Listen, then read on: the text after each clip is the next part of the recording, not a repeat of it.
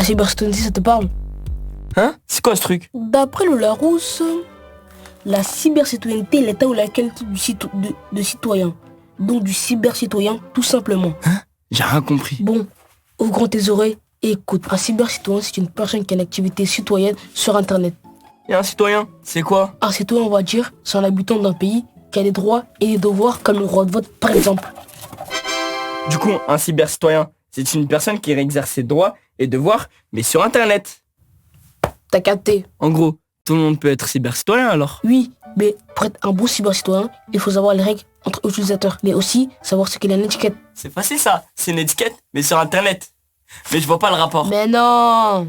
D'après le Larousse, l'étiquette, c'est un ensemble de règles et de bonnes conduites à avoir sur Internet. La principale de ces règles, c'est de ne pas faire sur Internet ce que tu ferais pas dans une conversation face à face. Donc, si on parle sur Snap et que je t'insulte ou te menace, ça veut dire que je n'aurais pas respecté l'étiquette.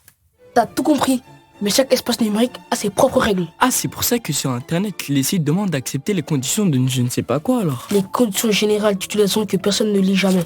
Même au collège, il y a une charte d'utilisation du réseau et d'Internet. C'est l'étiquette du collège quoi.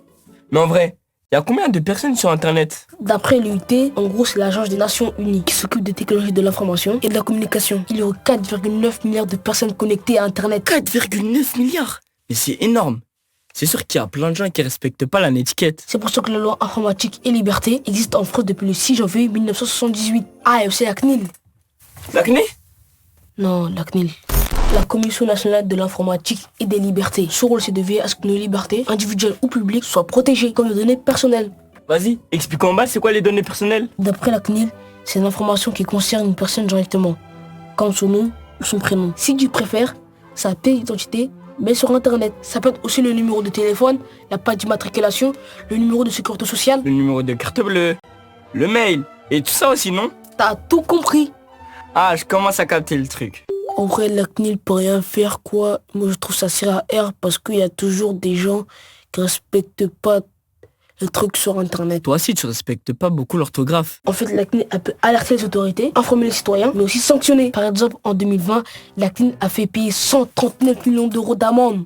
Quoi? Mais qui paye ça? Google, 100 millions. Facebook, 60 millions pour avoir déposé des cookies publicitaires sans demander l'autorisation aux utilisateurs. Moi, j'aime bien les cookies avec les pupilles de chocolat. Mais non, pas ces cookies-là!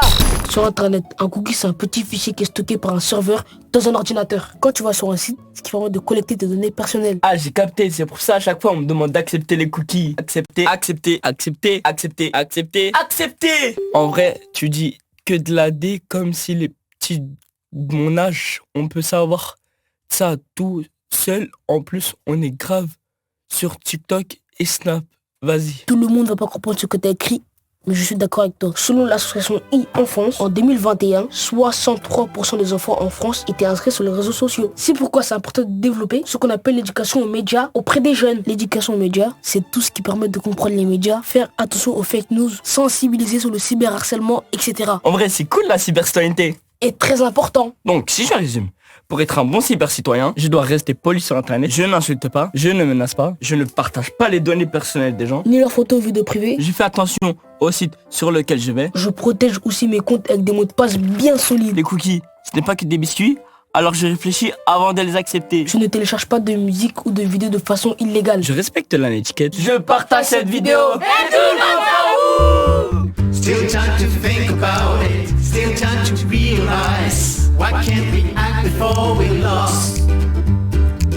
Still time to make it happen. Still time to take the time. Why can't we act before we're lost? Well, I just don't know what we don't